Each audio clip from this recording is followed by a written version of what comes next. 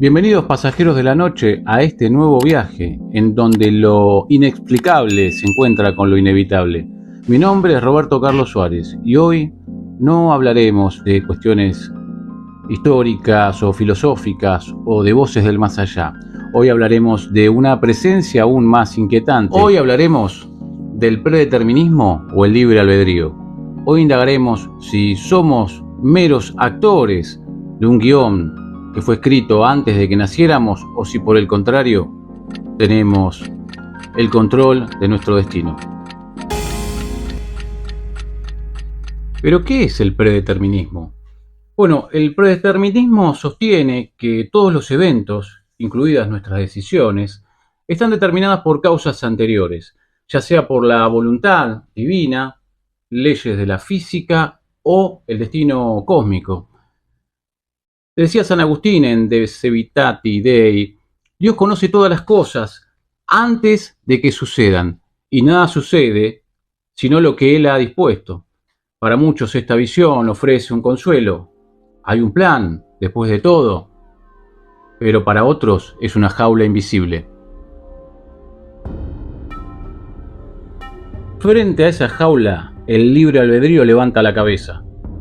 Jean-Paul Sartre, en El ser y la nada, afirmaba: el hombre está condenado a ser libre. No hay guión divino, no hay destino, solo nosotros, solos, eligiendo en la oscuridad. Cada elección nos define y nos aterra.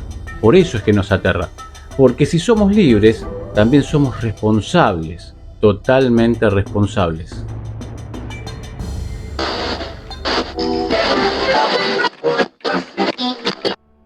En Macbeth, de William Shakespeare, el conflicto entre libre albedrío y predeterminismo es uno de los ejes centrales de la obra, y se entrelaza lo sobrenatural, la ambición humana y la culpa.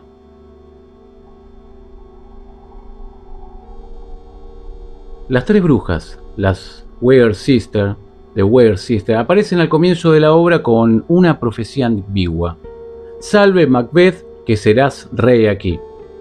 Este anuncio no ordena a Macbeth asesinar a Duncan, simplemente predice un futuro. Pero la profecía actúa como una semilla. Aquí surge la pregunta clave: ¿fue Macbeth condenado a cometer esos actos o, por el contrario, él mismo eligió hacerlos? Desde una perspectiva predeterminada, uno podría argumentar que las brujas conocen el futuro porque ya está escrito. Sin embargo, Shakespeare deja claro que la profecía no obliga. El fantasma del noble escocés Banquo, quien recibe una profecía, sus descendientes serán reyes, no actúa para forzarla. Macbeth, en cambio, decide matar a Duncan. Esa elección, no la profecía, lo condena.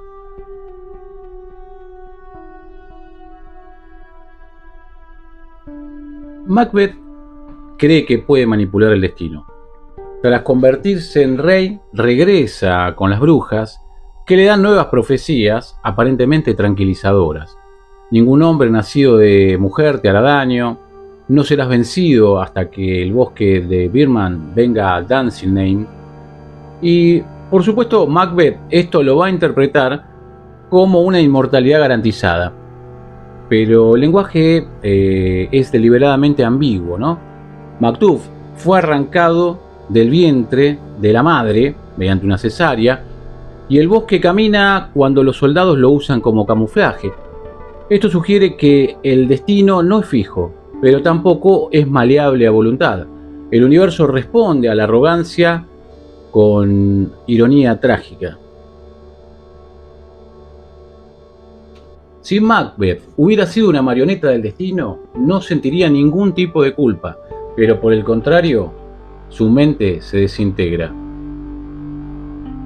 No limpiará todo el océano esta sangre de mis manos. Lady Macbeth también sucumbe al remordimiento. Fue la maldita mancha. La angustia moral solo tiene sentido si es que ambos eligieron actuar contra su conciencia. Shakespeare muestra que el libre albedrío no es solo la capacidad de actuar, sino la carga de vivir con las consecuencias de nuestros actos. Finalmente, Macbeth no resuelve categóricamente el debate, pero inclina la balanza hacia el libre albedrío. Las profecías son catalizadores, no causas, como dice el mismo Macbeth al comienzo. Si el destino quiere que sea rey, ¿para qué necesito alzar la mano? Pero luego, si alza la mano, y en ese gesto está toda la tragedia humana, no somos víctimas del destino, sino artífices de nuestra caída. En el mundo del cine, sin lugar a dudas, Matrix plantea una paradoja perfecta. Cuando el oráculo le dice a Neo, no puedes elegir lo que ya has elegido, y sin embargo él sigue eligiendo. Esta película de las hermanas Wachowski explora de forma profunda y simbólica la tensión entre libre albedrío y predeterminismo, utilizando su universo de realidad simulada, la Matrix, justamente, como un marco filosófico para cuestionar la naturaleza de la elección, el destino y, por supuesto, la conciencia humana. Por supuesto, desde el principio, Matrix plantea que los humanos están atrapados en una ilusión, justamente la Matrix, un sistema de control que les hace creer que viven en el mundo real, cuando esto no es así. Morfeo es el que le va a ofrecer a Neo la opción de la píldora roja o la azul, una elección que simboliza sin lugar a dudas el primer acto del libre albedrío consciente. Y como todos sabemos, Neo elige aquella píldora que implica despertar. Lo que implica en definitiva que, aunque vive en un sistema determinista, como es la Matrix, esta realidad simulada, aún posee la capacidad de tomar decisiones auténticas. Posteriormente, Neo ejerce su libertad al rechazar las reglas del sistema y salta aún más alto y se mueve más rápido y adquiere habilidades increíbles, ¿no?, para los mortales, y finalmente desafía la lógica misma de la simulación. Su transformación en el elegido no solo es un cumplimiento de una profecía, sino también el resultado de sus propias decisiones, ¿no?, especialmente su elección de sacrificar su vida para salvar la de Morfeo, un acto de amor, por supuesto, y voluntad que trasciende lo programado.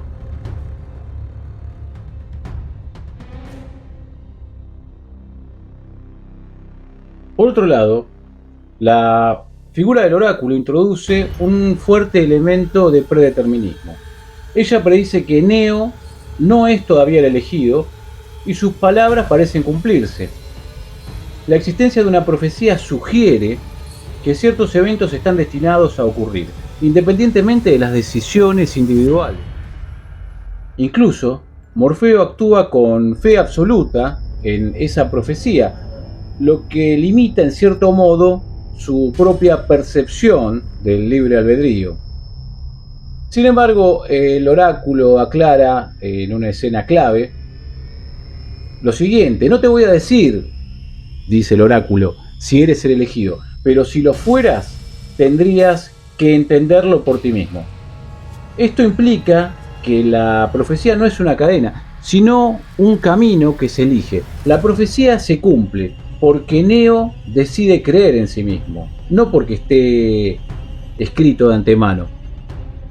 Matrix no presenta el libre albedrío y el determinismo, el predeterminismo, como mutuamente excluyentes, sino como capas superpuestas, y por eso lo interesante de destacar esta película.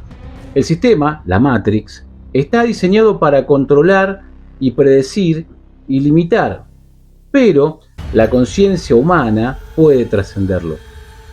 Neo no rompe las reglas porque está destinado a romper las reglas, sino porque elige hacerlo, incluso cuando parece que esto va a ser imposible.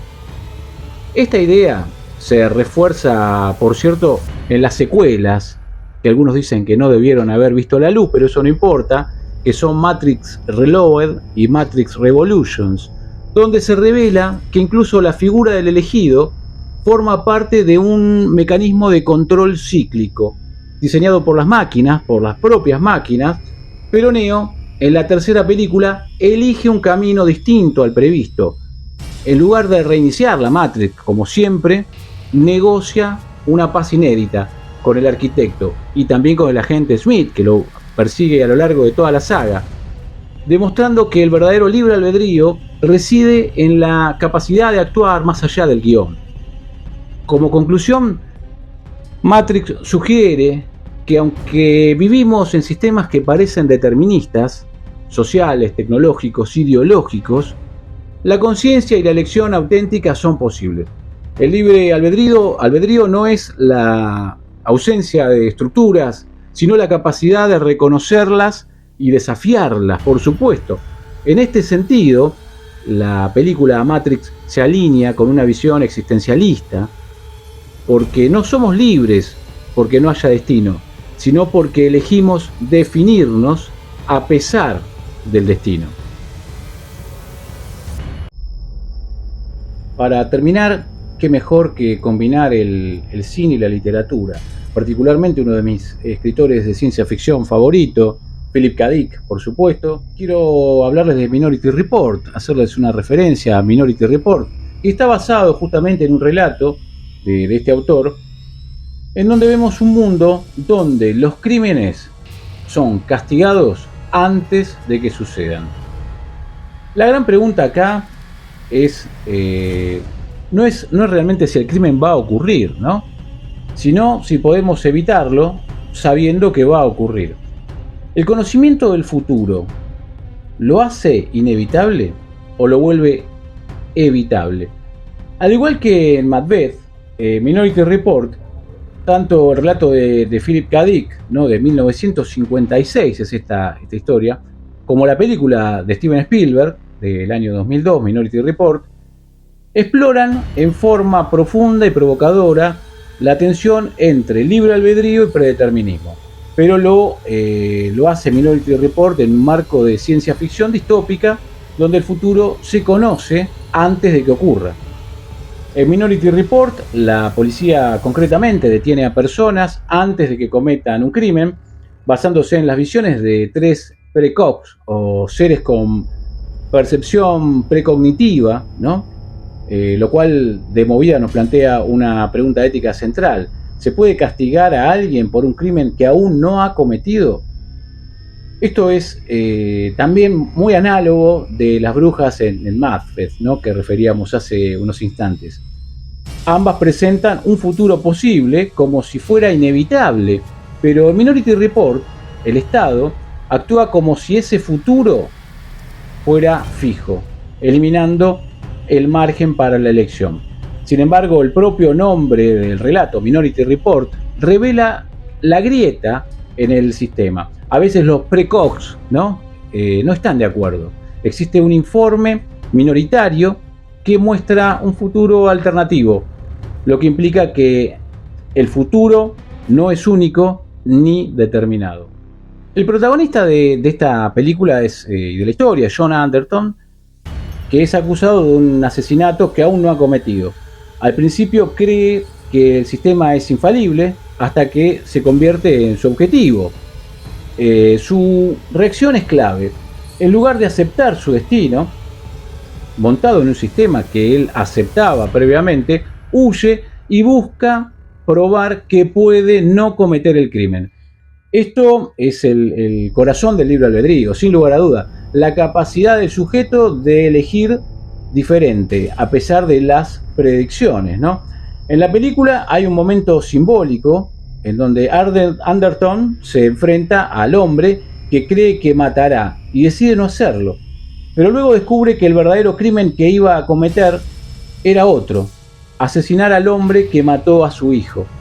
Aquí la narrativa juega con la ambigüedad de la intención y la posibilidad también de redención.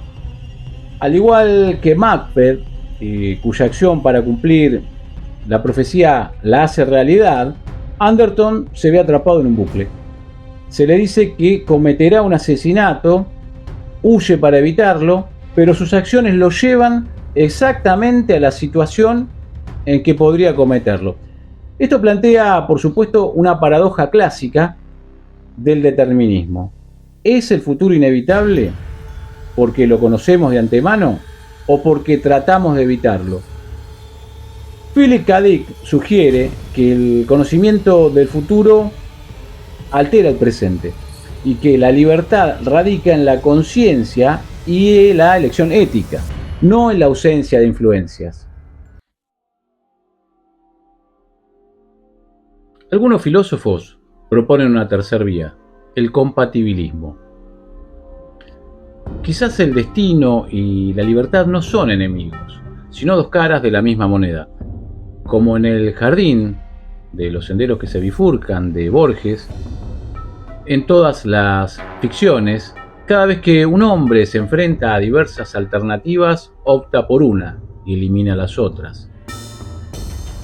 En la del casi inextricable Chu Pen, este personaje opta simultáneamente por todas. Recordemos que Chui Pen es aquel personaje ficticio, bisabuelo del narrador en este cuento de Borges, que había sido un gobernador que renunció a su poder para dedicarse a escribir un libro y también para construir un laberinto. Su gran obra literaria, que también era El laberinto, es una novela que explora la idea del tiempo ramificado y los universos paralelos. Queridos noctámbulos, me permito preguntar, ¿y si cada decisión que tomamos crea una nueva línea temporal? ¿Y si somos libres, pero solo dentro del libro que ya existe en alguna biblioteca infinita? Tal vez la verdadera pregunta no es si tenemos libre albedrío o no, sino ¿por qué nos importa tanto saberlo? Porque al final, aunque todo esté escrito, seguimos sintiendo el peso de cada elección. Seguimos temblando al momento de abrir una puerta que está cerrada. Seguimos preguntándonos, ¿y si hubiera optado por otro camino? ¿Si hubiera elegido otra ruta? Ese temblor, esa duda, es lo más humano que tenemos. Gracias, queridos noctámbulos, por acompañarme una vez más en este viaje nocturno entre lo predeterminado y lo posible. Si este episodio resonó en ustedes, les pido que por favor lo compartan. O no. Después de todo, es su elección. Nos vemos la próxima vez.